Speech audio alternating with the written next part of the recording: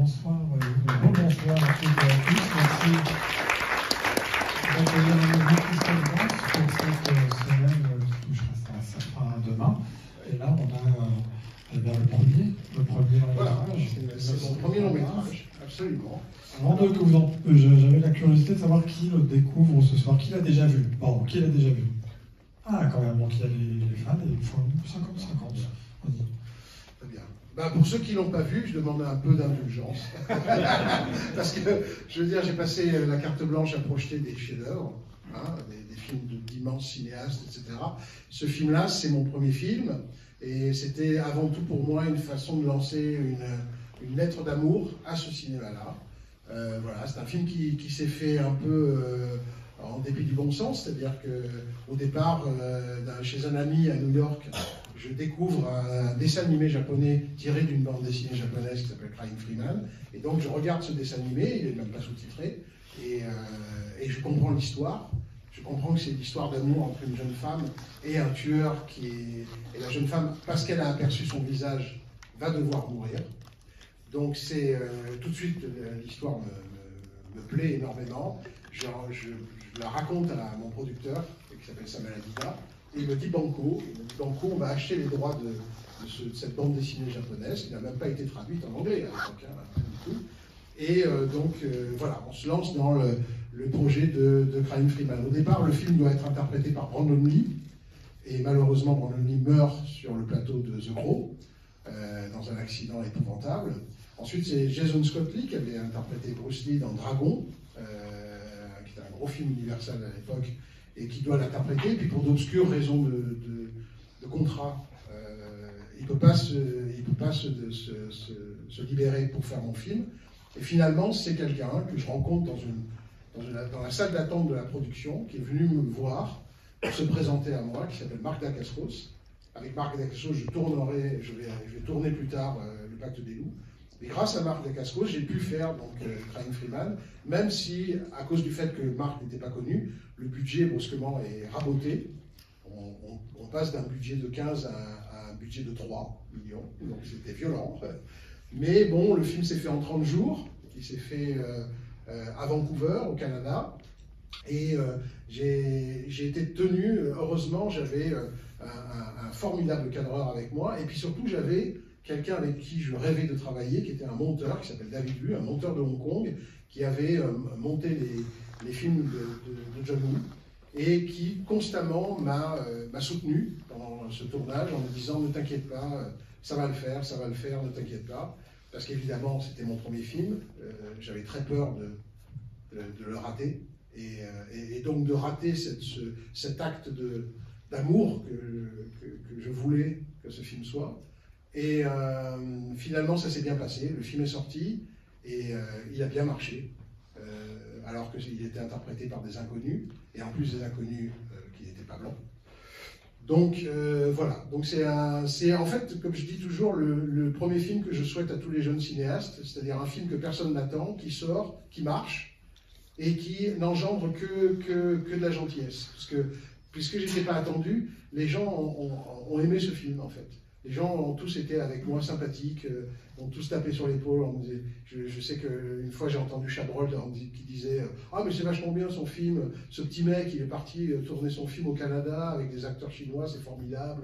Voilà, je souhaite ça en fait à tous les jeunes cinéastes, c'est de pouvoir faire un film comme celui-là que tout le monde trouve sympathique à l'arrivée. Voilà, donc vous allez le voir maintenant et puis je reviendrai après la projection pour évoquer avec vous la façon dont ce film a pu exister. Voilà, merci en tout cas d'être là. Merci beaucoup.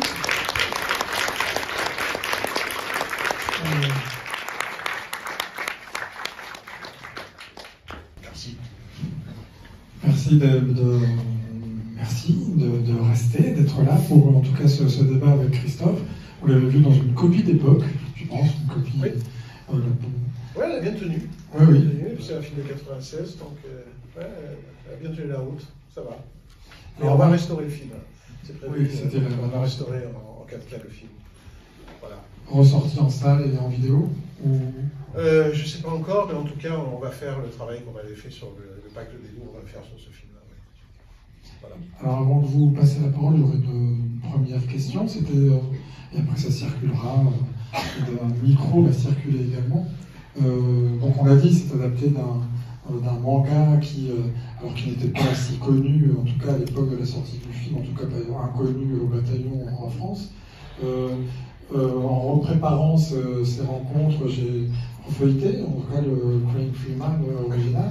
On voit quand même qu'il y a une inspiration des planches, des échelles de planches, etc. Voilà, donc ça se voit clairement. Enfin, je veux dire, comment ça s'est passé ce travail-là d'adaptation en termes même graphiques?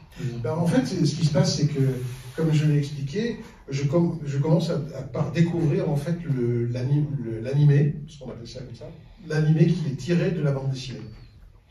Donc, et l'animé, en fait, suit la bande dessinée presque comme un storyboard. Et donc, c'est presque d'une manière naturelle que, quand on a décidé d'adapter l'animé, eh ben, on a suivi, nous aussi, la bande dessinée comme un storyboard. Il faut savoir aussi que le dessinateur de cette bande dessinée, qui s'appelle Ryuichi Kigami, en fait, il crée ses dessins à partir de photocopies très contrastées, de photos de décors réels. Et ensuite, il dessine les personnages sur ces photocopies. Donc ça lui permet de gagner du temps, parce qu'évidemment, l'industrie du manga au Japon est une industrie qui doit fournir énormément. Et donc, mais ça donne ce côté ultra réaliste et très précis de son travail.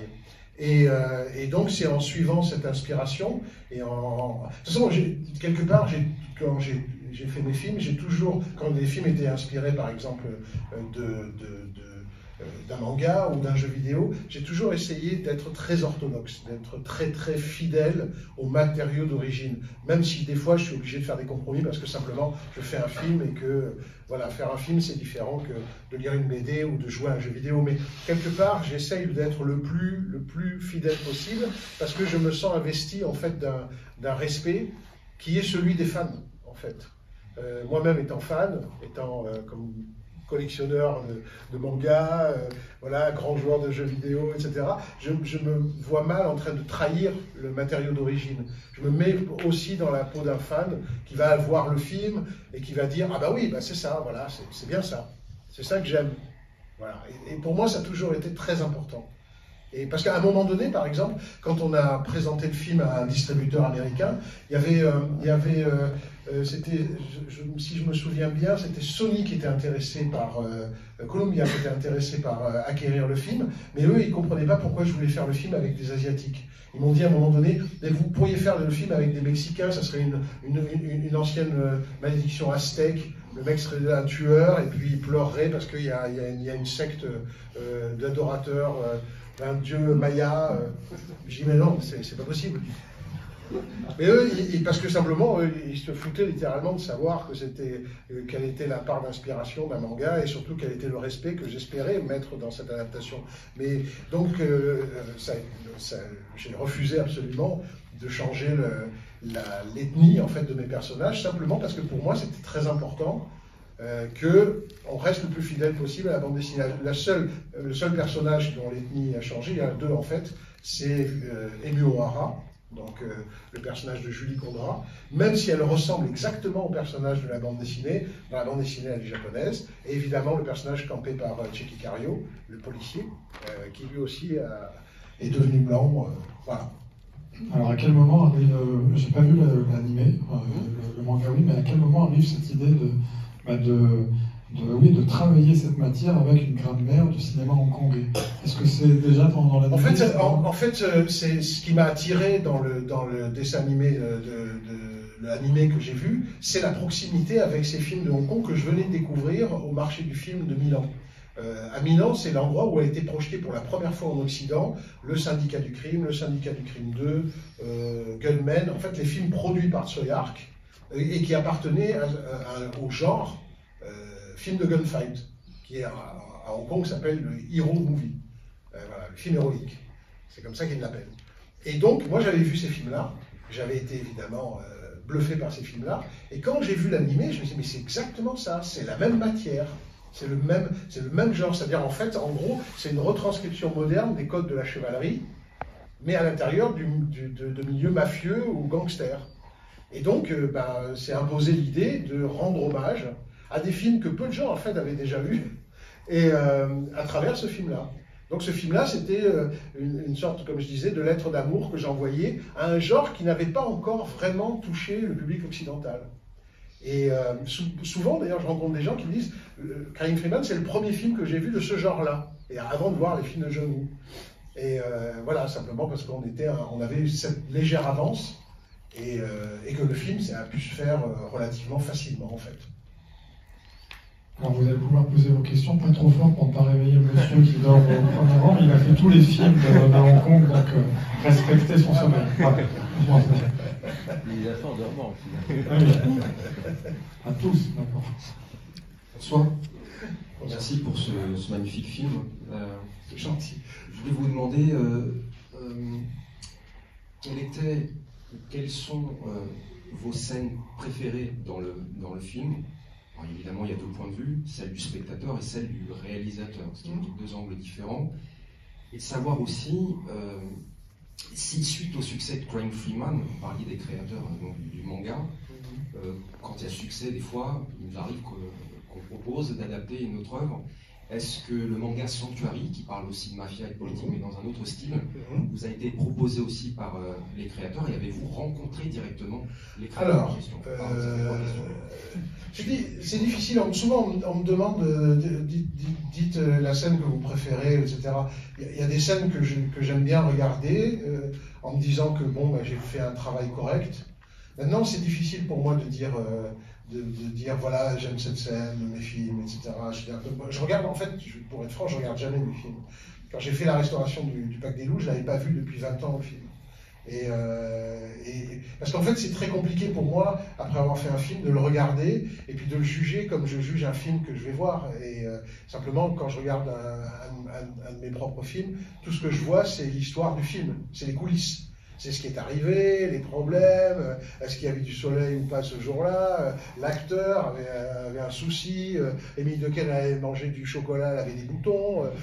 C'est ça que je vois. Alors après, au fil du temps, j'arrive relativement à oublier tout ça. Et quand j'ai revu le Parc des Loups pour faire la restauration, c'est la première fois que j'ai réussi à le voir à peu près normalement.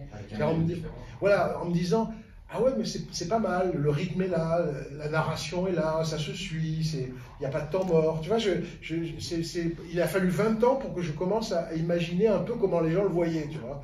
Donc, en fait, je passe pas mon temps à regarder mes films, et c'est très difficile pour moi de te dire, ah oui, j'aime vraiment cette scène-là, elle est formidable. Tu vois, non, mais il existe des réalisateurs qui sont capables de faire ça. Moi, par exemple, j'ai bien connu Jean-Jacques Benex, et si tu écoutes par exemple son audio commentary sur La Lune dans le caniveau, à un moment donné, et dans sa voix, il dit « Attention, là je voudrais une minute de silence, arrêtez l'image là, arrêtez l'image. » Ce plan, est-ce qu'il n'est pas génial? Je suis incapable de faire ça. J'admire le fait que Benex était capable de faire ça sans humour, quoi. Je trouve ça incroyable. Mais moi, je ne peux pas faire ça. Je regarde mes films, je vois leurs défauts.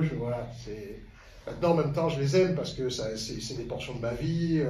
Et puis voilà, j'ai une tendresse pour mes films. Et puis tous les films que j'ai faits, c'est les miens.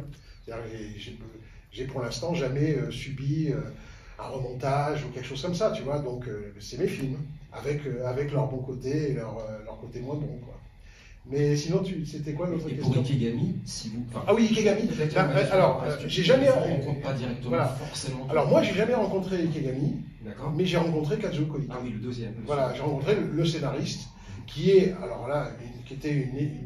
un personnage éminent de la culture pop japonaise, puisque c'est lui qui a créé Baby Cart, qui a créé donc ce personnage incroyable de ce samouraï qui est un ancien bourreau qui pousse son enfant dans un landau à l'époque féodale au Japon, et qui tue tous les gens qui se présentent sur sa route, y compris avec des armes cachées dans le landau. C'est une série de films absolument extraordinaires tirés d'une bande dessinée, donc écrite par Kazuo Koike.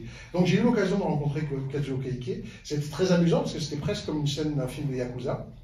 C'est-à-dire qu'on m'a envoyé une invitation, je suis arrivé dans un bar qui avait été spécialement loué par lui, à Tokyo, et je me suis retrouvé un soir donc face à Kazuo Koike qui était assez imposant, qui était un personnage assez imposant, et il y avait des jeunes femmes, des escort girls qui étaient là, qui nous servaient le saké, et ils étaient là, elle me parlait, il y avait une traduction et tout ça, c'était très, très impressionnant, j'avais l'impression d'être devant un personnage directement tiré de Crying Freeman. Mais voilà, j'ai pu rencontrer Kazuo Koike, qui entre-temps nous a quittés, mais qui est un personnage absolument extraordinaire de l'histoire de la pop culture japonaise. Ouais. Et Sanctuary, du coup, est-ce que vous avez eu l'envie de le Moi, je l'ai lu quand il a été traduit, puisque moi j'adore l'idée que c'est cet affrontement entre cette jeune policière et ce type. Parce que Ikegami a une obsession, c'était toujours comment dirais-je, de dessiner l'homme le plus beau du monde. C'est son obsession. Il est toujours là-dessus. Donc, dans Sanctuary, tous les gangsters sont d'une grande beauté, etc. Ça, c'est vraiment un truc sur lequel il ne cesse de travailler, etc. Et c'était d'ailleurs un truc important par rapport à Crying Freeman, parce que, évidemment, il fallait un acteur qui ait cette espèce de beauté particulière, presque artificielle, je veux dire, pour camper Crying Freeman. Et c'est vrai que quand j'ai décidé que c'était Marc qui allait interpréter le personnage, par exemple, je me suis beaucoup servi du souvenir que j'avais d'Alain Delon dans Le Guépard pour en fait créer le personnage de Crying Freeman. Je lui ai mis les mêmes pattes que Delon, etc. Il est coiffé à peu près pareil, etc. Parce que je me souvenais que Delon représentait vraiment la beauté masculine absolue, et il fallait quelque part respecter l'intention de Ryuichi Ikegami, que c'était voilà, le tueur extrêmement beau dont cette jeune fille vierge, de toute évidence, allait tomber amoureuse. Donc c'était un petit pari comme ça. Mais j'ai jamais rencontré Ikegami. Merci beaucoup en tout cas pour cette réponse que j'apprécie. Merci. Une question là-bas. Bonsoir, Bonsoir. merci d'être là. Quand j'étais enfant, ce fut un choc de découvrir que le réalisateur de Crying Freeman et Le Pacte des loups n'étaient pas chinois. Voilà. Bravo. Et j'ai deux petites questions. Personne n'est parfait. Sachant que je vois que du feu, enfin, tu vois, l'enfant qui était en moi, il voyait que du feu. J'ai deux petites questions. Le film adapte, je crois, le premier tome. Est-ce qu'il y a eu des discussions pour adapter la suite, sachant que le film a été un petit succès? Ensuite, vu les coupes budgétaires importantes qu'il y a eu, concrètement, en quoi ça a impacté le script, ou alors peut-être les scènes d'action, l'ampleur du tournage? D'abord, si tu connais bien la bande dessinée, tu sais très bien qu'elle atteint une espèce d'équilibre miraculeux dans la première partie.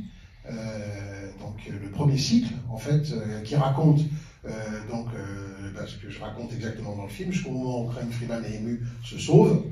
Je veux dire, pour moi, il y a une espèce d'équilibre miraculeux dans l'histoire. C'est-à-dire que je pense que l'histoire est formidable et que les personnages font sens, les oppositions, les antagonismes, la façon dont l'action progresse, tout ça c'est impeccable, vraiment impeccable. Après, évidemment, ça vient du manga d'exploitation avec beaucoup de violence, beaucoup de pornographie, énormément de pornographie, etc.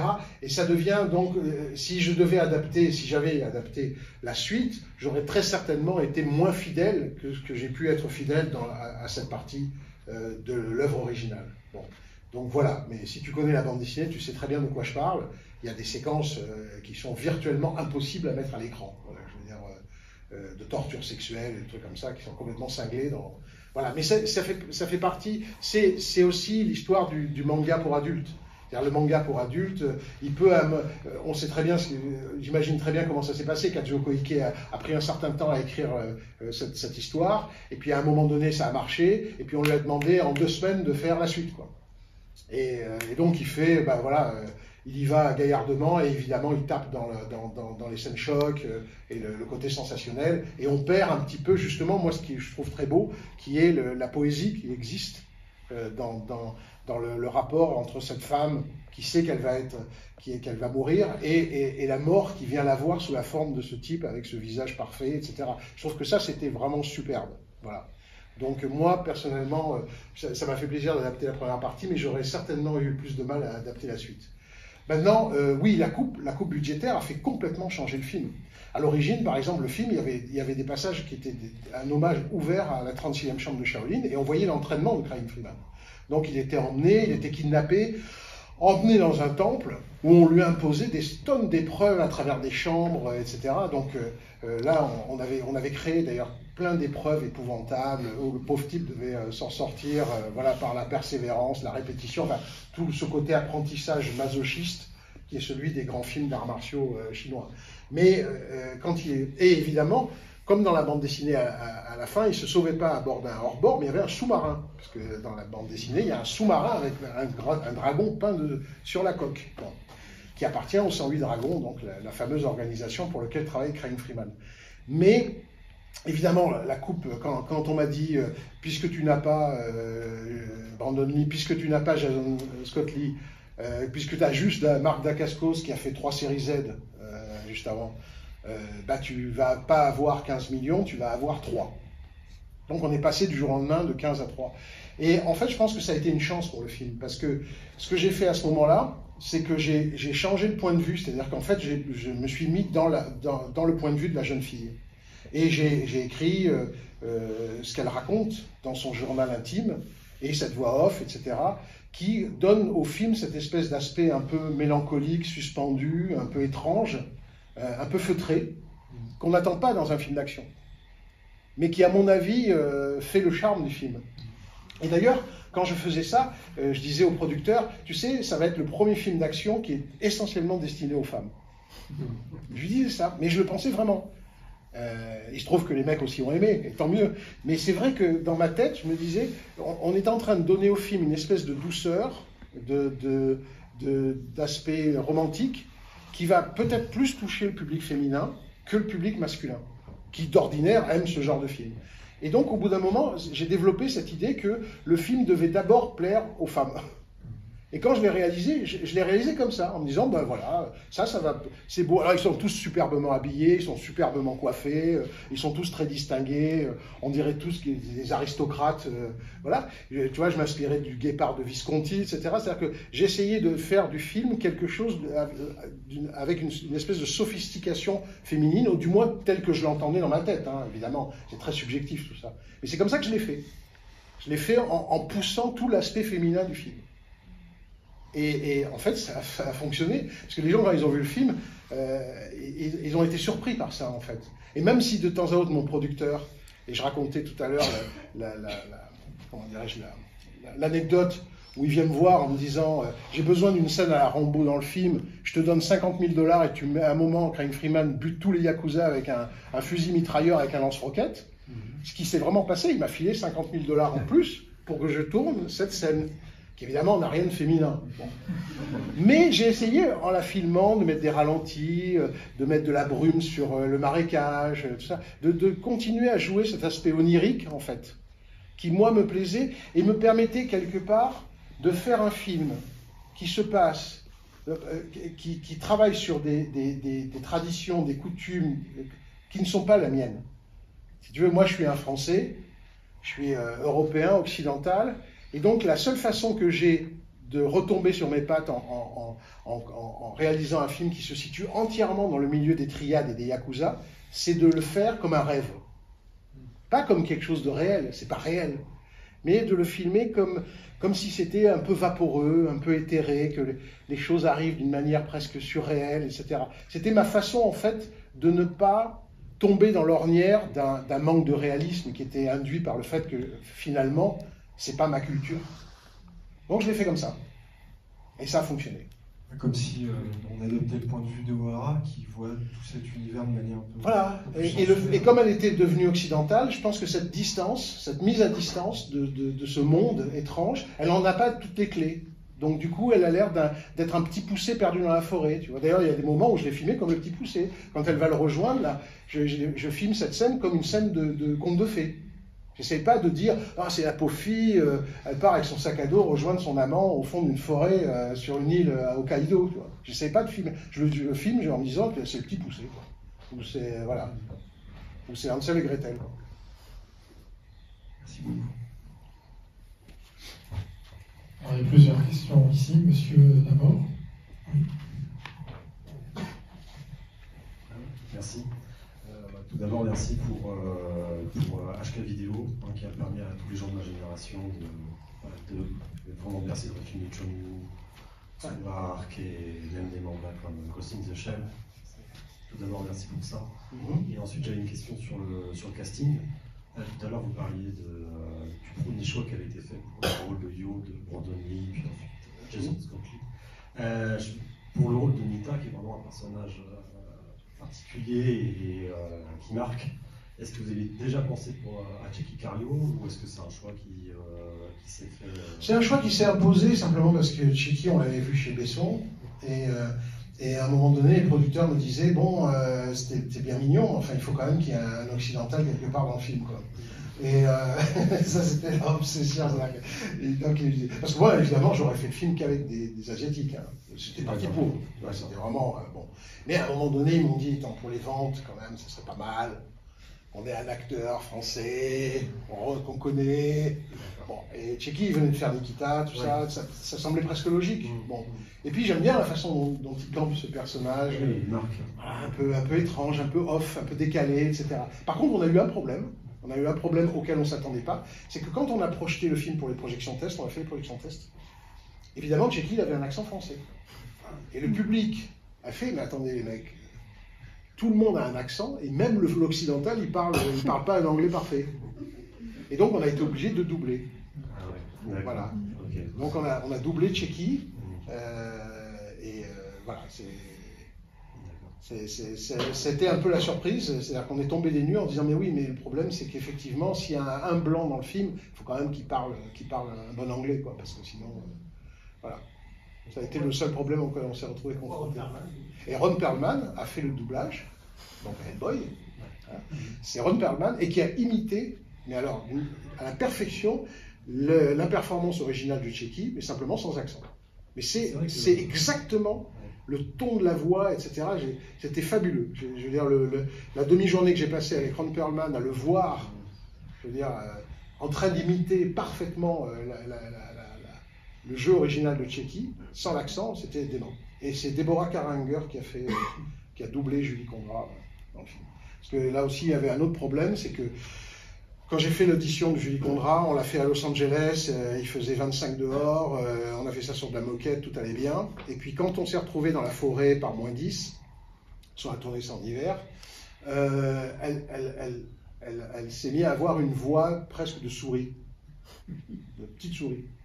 C'est-à-dire que le froid faisait, et elle luttait tellement contre le froid que sa voix était devenue vraiment squeak. Et en fait, on a décidé de la doubler. C'est Deborah Karanger, qui est une amie à moi, qui joue d'ailleurs dans Silent Hill, et qui a fait le doublage de Julie Condra. Voilà. Comme ça, vous savez tout, et vous savez pourquoi, en fait, ils sont remerciés au générique de fin.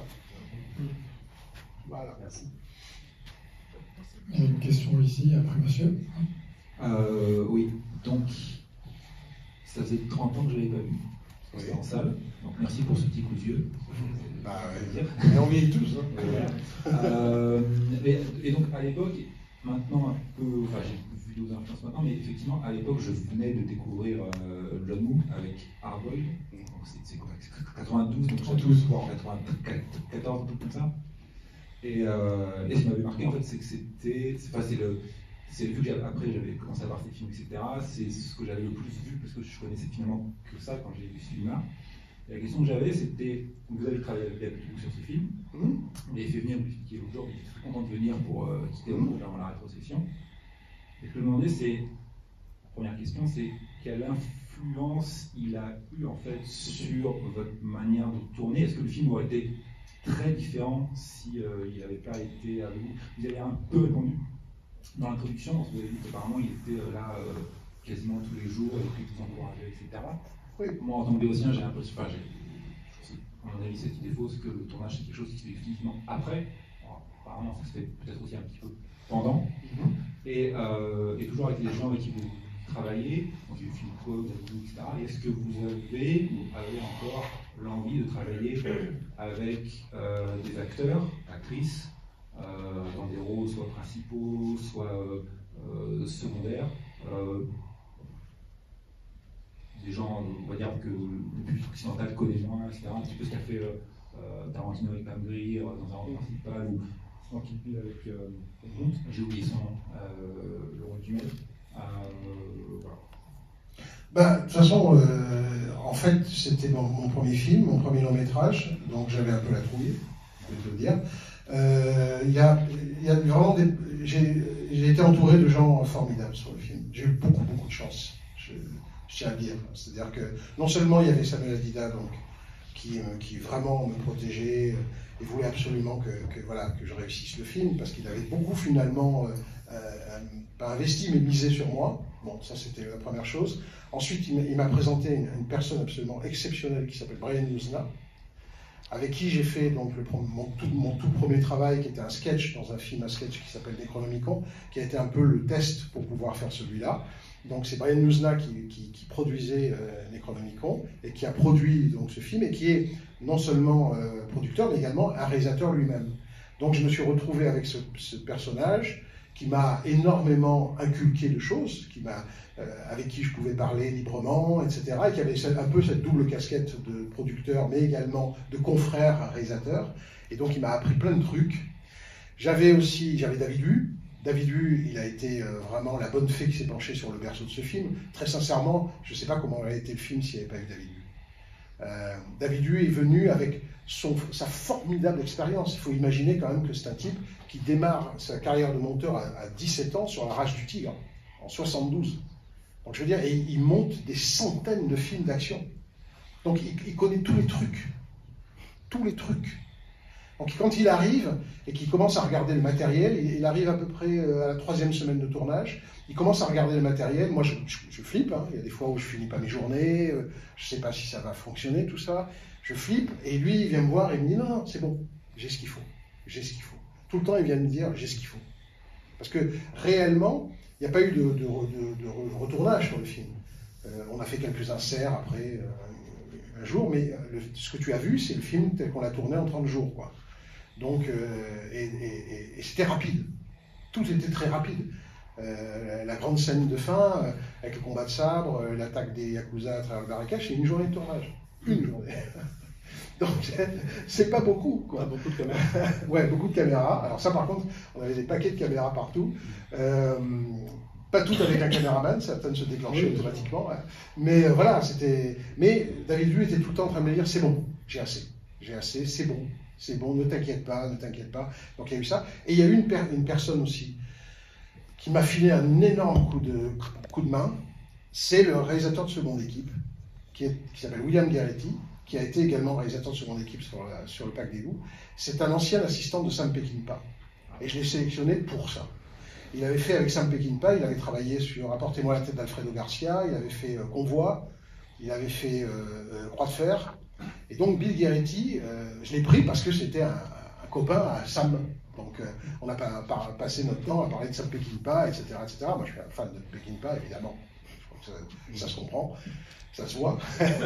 et Bill Garretti est non seulement le directeur de seconde équipe sur le film, mais il est également chef opérateur. Et à un moment donné, à cause du rythme très forcené qu'on avait sur le film, je me suis disputé assez férocement avec le chef opérateur principal du film, qui s'appelle Thomas Burstein, et qui voulait en fait faire les choses comme une télé, quoi. Il voulait que ça, parce qu'il disait c'est pas un vrai film, c'est un straight to vidéo, voilà. Il voulait pas un peu mouiller sa chemise.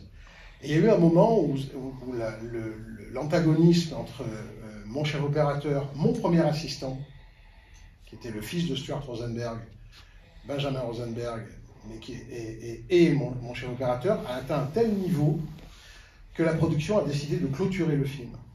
C'est-à-dire qu'à la moitié du film, on a dit à tout le monde, le film est fini, les prises de vue principales sont finies, tout le monde rentre chez soi. On a fait une fête de fin de tournage, mais qui est fausse, parce que moi, pendant cette fête, je passais à travers les gens en disant, toi, demain tu viens, toi tu viens. C'est-à-dire que j'ai gardé en fait tous les gens qui étaient avec moi. J'ai gardé spécialement le cadreur, Randall Platt, qui a fait un travail magnifique, et qui n'était pas d'accord avec le chef opérateur. J'ai gardé évidemment Bill Garretti, le directeur de seconde équipe, qui est devenu le directeur de la photo principale. Et toutes les grosses scènes d'action ont été tournées par cette petite équipe qui, en fait, étaient les survivants de l'équipe principale avant qu'on ait tous ces problèmes entre nous, etc. Et ça a été la façon, parce que, évidemment, les syndicats surveillaient le film. Donc les syndicats, ils étaient d'accord pour que seulement qu'on garde certaines personnes à condition que ça soit simplement ce qu'ils appellent travail de reshooting ou de retake, voilà. Mais ils n'étaient pas d'accord qu'on vire des gens pendant le tournage. Donc on a dû faire cette fausse fin de tournage et recommencer le film avec une plus petite équipe. Et là, ça a été le bonheur total. Bonheur total, on a tourné toutes les scènes finales, les machins. On l'a tourné en petit comité, en ce qu'on appelle en guérilla unit. Et c'était super. C'est-à-dire on s'est aperçu que enfin, on était entre personnes qui s'entendaient, on était entre personnes qui comprenaient le film qu'on était en train de faire. Et ça m'a permis de faire le film comme je l'ai fait, même si c'était dans des conditions effectivement extrêmement problématiques. Et comment avait été choisi ou imposé l'opérateur principal? C'est moi qui l'ai choisi. Ah oui. C'est moi qui l'ai choisi parce que voilà, il avait tourné une série qui s'appelait The Hitchhiker. Le Voyageur. C'était le chef opérateur principal de cette série. Il y avait quelques épisodes que j'avais trouvé formidables, notamment les épisodes réalisés par un réalisateur qui s'appelle Karl Schenkel. Et donc je me suis dit, bon, ben, il était là, il était libre, ça semblait être un bon gars. Et puis en fait, c'était un type qui voulait pas en branler une, quoi. Donc c'est tout, c'est-à-dire que bon, il était là, il traînait la patte, il soufflait chaque fois que je faisais un gros plan et que je faisais en plus un mouvement de dolly. Par exemple, le moment où la dispute a démarré sur un plan que vous venez de voir, qui est le plan où Craig Freeman plaque son arme sur la tempe d'Emu. Et donc, le film, au lieu que ça soit simplement un panoramique, moi j'ai dit, on fait un panneau et en même temps on fait un mouvement de dolly up, pour donner quelque chose de spécial au mouvement. Et c'est là où il a commencé à souffler. Parce qu'il me disait, mais non, tu fais le panneau. Ouais, mais le panneau, je dis, c'est de la merde. Je dis, moi, je veux en plus un petit mouvement up pour rendre ça gracieux. Et donc, il soufflait. Évidemment, le caméraman était ravi de faire le panneau plus le mouvement, mais pas le chef-op. Donc, il y a un moment donné, il est allé se plaindre. Il est allé se plaindre au premier assistant, qui, comme c'était un premier assistant qui avait une certaine expérience, il venait de Die Hard, il venait de faire Die Hard avec John McTiernan. Je veux dire, ils se sont mis d'accord pour dire, attends, toi, tu es un réalisateur débutant, tu nous écoutes, ferme ta gueule. Et c'est parti en live. C'est parti en live. On est presque venu aux mains sur le plateau. Et c'est là où les producteurs ont dit, bon, on arrête. Christophe va finir le film avec les gens avec qui il s'entend. Et déjà, Benjamin Rosenberg et Thomas Bjornstein, ils dégagent. Donc ça s'est passé comme ça. Mais j'avais avec moi Brian Usna, j'avais avec moi David Hu, j'avais avec moi William Garretti, la seconde équipe. J'avais des gens qui m'ont suivi sur ce projet et qui ont fait que ce film a pu exister tel que je l'entendais, en tout cas. Voilà. Petite question sur David Hu. Par exemple, est-ce que vous travaillez avec lui sur la table de montage, les séquences, notamment la première séquence du tribunal, etc. Est-ce que les ralentis sont décidés avant, sur le tournage, tournés en direct, ou c'est tout ça? Non, en fait, je tourne beaucoup de choses au ralenti, et en fait, des fois, il rétablit la vitesse normale. Des fois, il rétablit la vitesse que partiellement à l'intérieur du plan, et ainsi de suite. C'est-à-dire qu'en fait, je lui fournis la matière avec laquelle il a l'habitude de travailler. C'est-à-dire, en fait, pratiquement tout le film était tourné au ralenti. Et puis, lui, il allait et venait. C'est-à-dire qu'il disait, des fois, il remettait la bonne vitesse. Tu vois, c'est-à-dire quand il faisait un peu ce qu'il voulait. Mais il fallait, de toute façon, déjà que ça se tournait au ralenti, pour pouvoir faire ce truc-là. On ne peut pas tourner en vitesse normale, puis après ralentir. Là, ça donne une espèce de saccadé qui n'est pas très beau. Donc, je lui fournissais, en fait, voilà, ce qu'il voulait. Mais moi, personnellement, j'étais pas là. Il a commencé à monter le film pendant que moi, j'étais en train de le tourner. Après, je le retrouvais le week-end, et puis on regardait ensemble les séquences. Et puis, il me disait, qu'est-ce que t'en penses, etc., etc. Et c'est lui, par exemple, moi, au départ, j'avais pris comme compositeur de musique Richard Youn, qui a fait la musique de Bride with Fighter, qui est une très jolie musique. Mais Richard Youn, quand il m'a envoyé la partition à partir des premières séquences qui étaient montées, ça marchait pas. Parce qu'en fait, il faisait que souligner ce qu'il voyait dans le film. Alors quand c'était une scène romantique, c'était super romantique. Quand c'était une scène d'action, il y avait... Et en fait, c'était caricatural. C'est-à-dire qu'en fait, peut-être qu'ils se disaient, c'est un film occidental, donc je vais leur donner ce que je vois, quoi. Alors que dans Bride of Fighter, sa musique est vraiment magnifique et très subtile, etc. Donc Richard Young, ben, ça ne marchait pas. Et c'est David Liu, qui a eu aussi une grosse carrière de monteur musical, parce que par moments, il n'a pas fait que monter les films, c'est lui qui a mis en place les musiques, qui a eu l'idée d'utiliser donc Patrick O'Hearn, qui était un ancien, qui est en fait un type qui vient du jazz, et qui a travaillé avec Frank Zappa. Et il avait fait une musique qui plaisait beaucoup à David, qui est la musique d'un film qui s'appelle Wild Sons, Sable mortel, avec Willem Dafoe. Et après l'éviction de Richard Young, c'est David Liu qui m'a montré en fait les séquences du film telles qu'il les avait montées avec la musique de Sable mortel.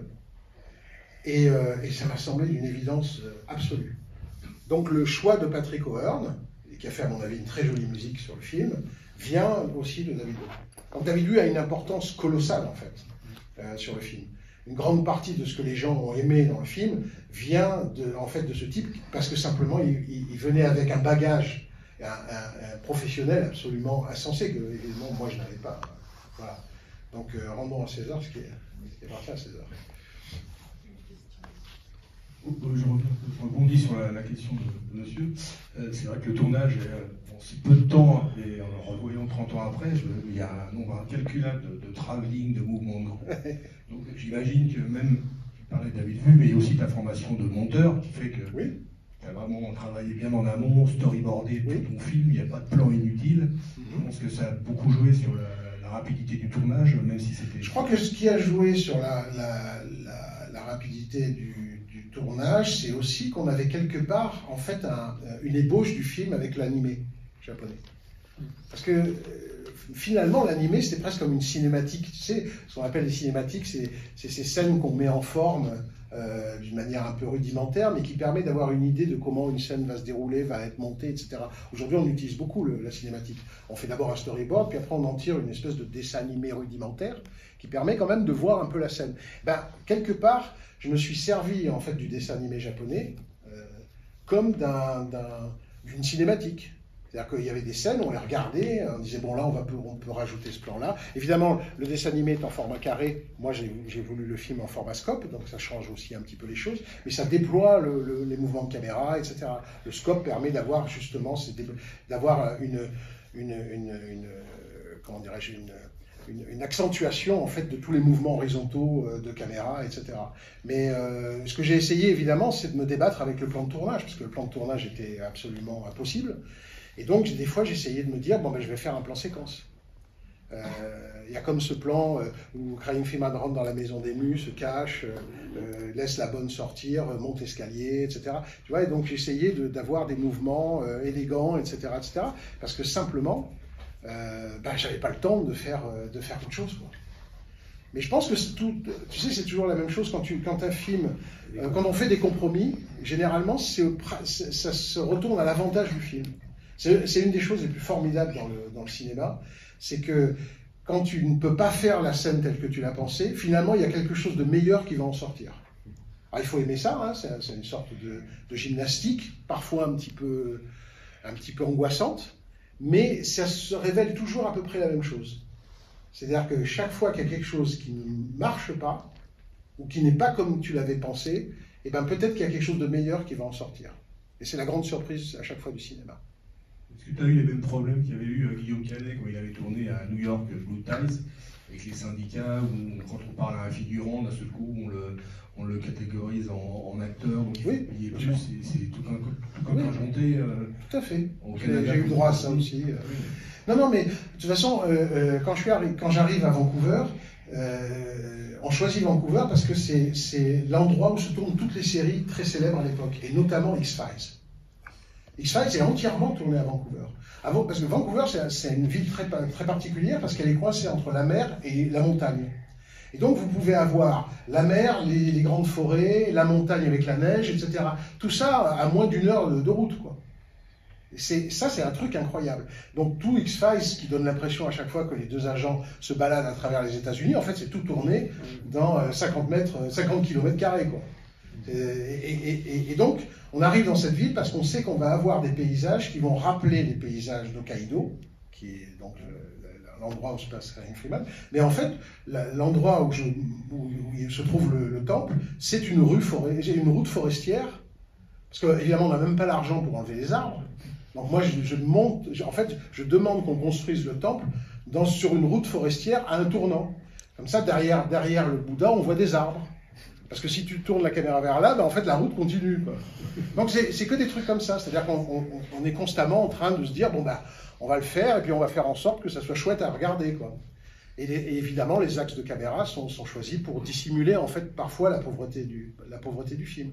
D'ailleurs, c'est ce qui a surpris les gens, parce que quand le budget a été coupé par 5, les gens qui finançaient le film se sont totalement désintéressés du film. Au départ, ils étaient excités par le film, et puis après, ils ont dit, bon, c'est un film à 3 millions, avec un mec qui sort de série Z. Bon, allez, on le fait, Samuel Hadida y tient, il s'est mis comme garant sur le film, on va faire ça, mais bon, voilà. Et il se désintéresse du film. Et c'est quand, au bout de 2 semaines de tournage, on envoie un petit teaser avec quelques scènes tournées, etc., que là, les mecs se mettent à se réexciter. Parce qu'ils se disent, mais attends, c'est 3 millions, mais en fait, ça a l'air de coûter plus, ce truc. Et c'est comme ça que le film, en fait, se réamorce, et puis finira par être une très bonne vente sur le marché international, et puis voilà, il aura une vraie carrière, il a rapporté beaucoup plus que sa mise, évidemment, et voilà. Mais c'est grâce à ça, en fait. Dernière question, le générique du début, là, c'était un petit hommage à Saul Bass ou à Maurice Binder? Oui, pour moi, je veux dire, tu sais, le premier choc dans ma vie de cinéphile, ça a été mes parents qui m'ont emmené voir Opération Tonnerre, et j'avais 5 ans. C'est le premier film que je voyais qui n'était pas un Disney, quoi. Ça a été Opération Tonnerre, le James Bond, quoi. Et je me souviendrai toute ma vie, j'avais 5 ans, j'étais assis dans la salle, et j'ai vu les filles avec les tubas et les lances harpons passer comme ça à travers le cadre, et dans le générique de Binder, et j'étais waouh! Voilà, ça c'est du cinéma. Donc évidemment, le générique de Crying Freeman avec le corps entièrement bleu, voilà, c'était une façon de rendre hommage à ce genre de cinéma où dès le générique, tout de suite, tu as une intention très forte et une stylisation de ce que tu attends, c'est-à-dire l'aventure. Alors il y a encore 2 questions. Je pense que le temps passe. Alors ici, monsieur. Oui, monsieur Comte, une petite question. Donc vous avez réalisé Crying Freeman à partir tiré d'un manga japonais. Est-ce que vous serez prêt à nouveau de réaliser un film tiré d'un manga, et pourquoi pas un manga français, sans prétention des 3 mangaka français ici. Et puis, je te vois venir. de votre droit. Non, mais de toute façon, c'est la même chose. C'est là que je suis un grand consommateur de manga. J'en lis énormément, parce que j'adore, en fait, chaque fois le travail narratif de manga. Les mangas, il y a de grands artistes qui font du manga, mais peut-être parce que les mangas sont nécessairement en noir et blanc, le scénario brusquement prend une valeur, une importance qu'il n'y a pas dans la bande dessinée franco-belge, par exemple. Et donc, si tu veux, moi, les mangas, pour moi, c'est d'abord et avant tout comme un scénario avec un magnifique storyboard. Et c'est comme ça que je l'ai dit, en fait. Donc, ça m'arrive plein de fois de tourner les pages d'un manga, et puis au bout d'un moment, d'appeler un producteur, lui dire, lis ça, c'est vraiment bien ça. Ça pourrait faire un bon film. Et le manga, c'est une source inépuisable d'histoires formidables. Et je comprends, et je trouve rassurant que la jeunesse d'aujourd'hui, qui a fait du manga sa première lecture, ait ce goût pour ce travail narratif, qui, à mon avis, est l'explication du grand succès du manga en France. Voilà. Donc, je trouve que le manga est un art supérieur de la bande dessinée, si tu veux mon avis. Voilà, merci. Alors, il y avait une question d'abord, et après, monsieur. Ah, il y avait d'abord ici, ensuite là, et ensuite il y aura la dernière question, je pense. Merci. Je voulais savoir en fait comment a été reçu le film, soit au Japon, soit en Hong Kong. Alors, au Japon, je ne sais pas trop. Il est sorti, il a eu une petite carrière. Voilà. Bon, et puis il y avait le nom de Kazuo Koike qui évidemment était mis d'une manière proéminente. Hein. Voilà, je sais que quand je suis allé au Japon, parce que en fait, je suis pas allé au Japon pour la sortie de Crying Freeman, mais je suis allé pour celle du Pacte des loups, et qui s'appelle là-bas Jirodan no Kemono.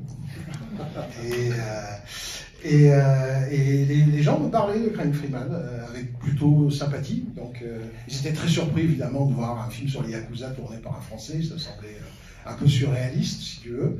Mais je pense qu'ils avaient aimé le film précisément parce que je n'avais pas essayé de faire un film réaliste. Je crois que ça, c'est le principal. Après, en France, j'ai eu quelques bonnes critiques dans la presse cinéma, mais généralement par des gens qui me connaissaient, qui étaient des potes, donc ça compte pas. Parce que moi j'avais une carrière de journaliste, donc si tu veux, il y avait quelques journalistes qui me connaissaient, donc ils sont venus voir mon film avec intérêt. Mais en fait, la presse cinéma n'a pas calculé le film, je vais te dire les choses comme ça. Elle ne s'est même pas déplacée pour venir voir les séances de presse. Par contre, la presse qui s'est emparée du film et qui en a fait des caisses dessus, mais des caisses, c'est la presse de jeux vidéo. Parce que la presse de jeux vidéo, en fait, elle était déjà sensible à travers les jeux vidéo à tout ce qui est le phénomène du manga, de la japanime et tout ça. Et quelque part, elle comprenait ce que c'était. Elle comprenait ce qu'était le film. Et je me souviens avoir ouvert les journaux de jeux vidéo de l'époque, tu vois, Joypad et des trucs comme ça, et d'avoir mes 12 pages d'affilée, quoi, sur le film. Le film raconté en images, machin, le truc. Il y avait des interviews, toutes les interviews que je donnais, c'était que pour la presse vidéo, de jeux vidéo. Donc c'est la presse de jeux vidéo qui a fait le succès de ce film. Et tant mieux d'ailleurs, parce que le film était destiné à un public qui était exactement celui-là. Et c'est vrai qu'on espérait faire 300 000 entrées. On a fait 900 000 entrées avec ce film en France. En plus, on sortait en face d'un Van Damme, mort subite. Donc on avait un peu peur, tu vois, on se disait, on va se faire écraser par le Van Damme. Et en fait, c'est nous qui avons écrasé le Van Damme. Et donc, je le dois vraiment à la presse de jeux vidéo. Et quelque part, ça me semble d'une logique imparable que quelques années plus tard, je fasse une adaptation de jeux vidéo avec Silent Hill. Voilà. En fait, on sait se reconnaître, si tu vois ce que je veux dire. C'est-à-dire qu'il existe des milieux dans lesquels les gens savent ce qu'ils cherchent et savent le reconnaître quand ça sort. Donc je pense que Crying Freeman n'était pas spécialement l'adaptation d'un jeu vidéo ou quoi que ce soit, mais ça baignait dans une idée du divertissement, dans une idée ludique du divertissement, qui correspondait précisément à la presse de jeux vidéo. Donc c'est à elle que je dois le succès du film en France, en tout cas. J'avais exactement la même question. Ah, voilà. Merveilleux. Télépathie. Et donc une dernière question, monsieur, je vous donne le micro. Merci beaucoup. Voilà. Alors, je vais parler au conditionnel parce que je sais que Netflix, Amazon, ça ne s'appelait pas forcément à tout le monde et je peux le comprendre. Si on vous proposait, avec les conditions adéquates, alors évidemment, je ne vais pas faire plus utopique, mais dans le cadre de x8 épisodes, ou un peu moins, un peu plus, peu importe, via Netflix ou Amazon ou autre plateforme, etc., de réaliser Crying Freeman, Le Pacte des loups ou Silent Hill en série télé, ou du moins si c'était réalisé par quelqu'un d'autre, si vous ne souhaitez pas le faire pour X raisons, est-ce que c'est quelque chose, un challenge qui vous tenterait? Bien sûr. Et il y aurait forcément d'autres acteurs, peut-être pas pour Silent Hill par rapport au fait que ça a été fait il y a longtemps. Voilà ma non, question. mais par exemple, le frère de Samuel, puisque Samuel Adida qui a produit le film, malheureusement, est décédé, son frère, pendant très longtemps, a imaginé qu'on pourrait faire une série de Crying Freeman. Parce qu'évidemment, la forme originale de Crying Freeman, c'est feuilletonesque. Donc c'est un feuilleton. Voilà, il y a plein de rebondissements et des choses comme ça, et on voit très bien ce que ça pourrait donner. Et cette fois-ci, on pourrait faire les séquences qui se passent dans le temple d'entraînement, etc., etc. On pourrait développer toutes ces scènes que j'ai pas eu la possibilité de faire. On pourrait le faire dans le cadre d'une série, évidemment, et montrer tous les assassinats qu'il commet avant de rencontrer Emu et de s'enfuir avec elle. Bien sûr, ça serait chouette. Maintenant, c'est toujours la même chose, c'est-à-dire que les plateformes, par exemple en France, Netflix veut des produits français. Or, ce film-là, évidemment, ça n'a rien de français. C'est toujours le même problème, c'est-à-dire comme je disais lors d'un débat, Netflix, il préfère produire Arsène Lupin ou produire Emily in Paris que de produire quelque chose qui ne ressemble pas à la France. Et est-ce qu'il y a assez de marge de manœuvre aussi? Je ne sais pas aussi par rapport. Non, mais c'est leur condition première. Leur condition première, c'est que Netflix France doit faire des séries autour de la Tour Eiffel. C'est-à-dire que c'est ça, c'est comme ça. C'est leur truc. Il faut que ça soit produit local, que ça sente le camembert. Donc c'est vrai que, bon, Crying Freeman, tu vois, je pense qu'il n'a aucune chance d'être produit un jour par Netflix dans ces conditions-là. Aucune chance. Parce que c'est la grande direction de Netflix qui a décidé que Netflix Italie allait faire des films ancrés dans l'Italie, en italien, en France, ancrés dans la France, en français, et ainsi de suite. Je peux comprendre, c'est une stratégie. Mais évidemment, voilà, Crying Freeman, c'est un produit hybride. Non, il y aurait plus de chance s'il s'amusait à vouloir faire, par exemple, le Pacte des loups ou un truc comme ça, tu vois. Et si je puis me permettre une petite dernière, si vous permettez, c'est pas un reproche du tout, j'adore vos films. Comme c'est souvent à partir d'adaptations, est-ce que vous n'êtes pas fermé à aussi, je suppose, des films n'ayant pas une préexistence? Non, mais c'est le Pacte des loups est un scénario original. Mais aujourd'hui, le problème, c'est que le cinéma coûte tellement cher qu'ils préfèrent faire des choses à partir de ce qu'on appelle des propriétés intellectuelles, des IP, voilà, parce que le travail est en partie mâché. Donc c'est plus facile, par exemple, pour moi, de lancer un nouveau Silent Hill, par exemple, que d'adapter autre chose. Ça les rassure. Ça les rassure, parce que voilà, c'est une propriété intellectuelle, c'est connu, le titre est connu, et ainsi de suite. C'est pour ça que le cinéma commercial, parce que le cinéma se porte très bien, et on voit plein de choses formidables au cinéma, mais le cinéma commercial a tendance à se rabougrir. Parce que les mecs font plus que des remakes, des suites, etc. Et ils font qu'utiliser toujours les mêmes titres. Et c'est ça qui nous ruine tous un peu la santé, d'ailleurs.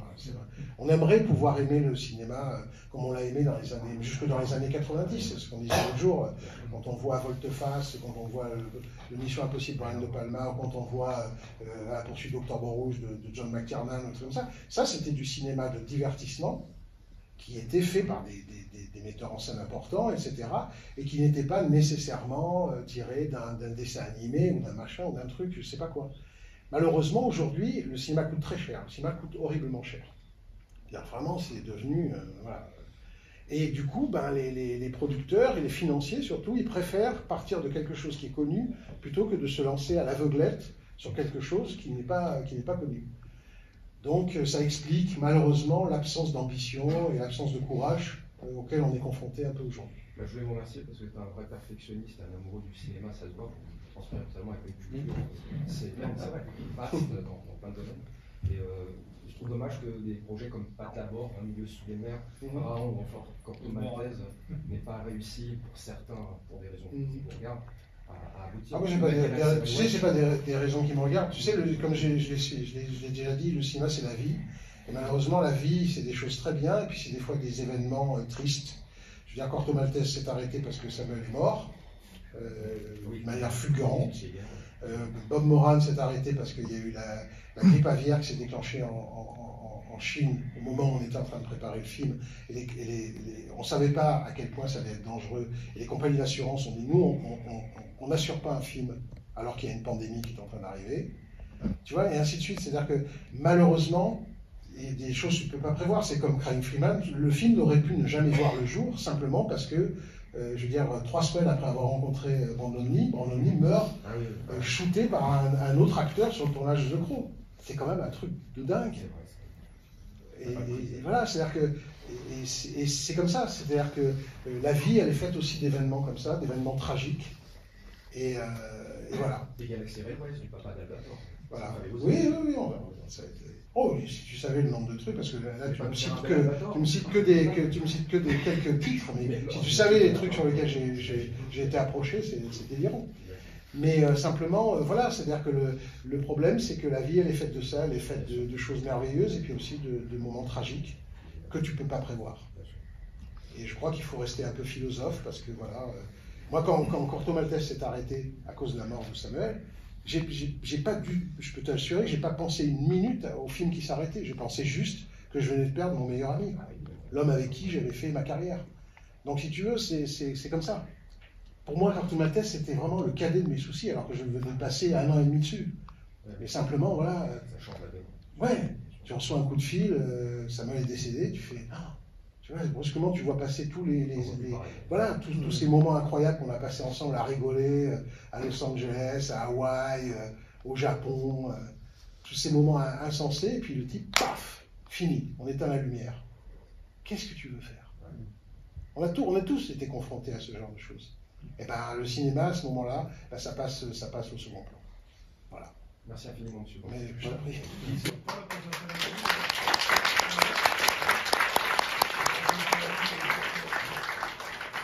Ça sera entre la fin de l'année et début de l'année prochaine. Le prochain Saint-Valentin donc est demain, donc allez voter, évidemment. Et la carte blanche continue aussi, et même avant RRR, pour finir en feu d'artifice, avec dans le désordre la 36e chant de Shaolin, Limbo et The Grandmaster, et on finit donc à 20h45 avec RRR et Christophe Gans. Voilà. Bonne soirée. Merci, à vous, merci.